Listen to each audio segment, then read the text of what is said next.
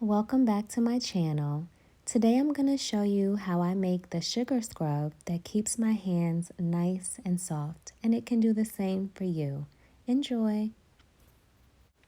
In a small bowl, you're going to take 1/4 of a cup of olive oil, 3/4 cup of white sugar, and 1 tablespoon of lemon juice.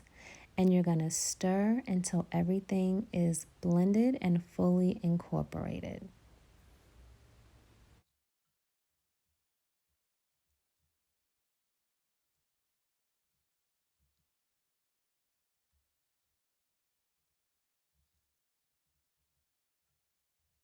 Now that the sugar, the olive oil, and the lemon juice are fully mixed together, it's time to begin. With clean, fresh hands, all you need to do is take a little scoop of the sugar scrub and massage it into your skin for 1 to 2 minutes on each hand.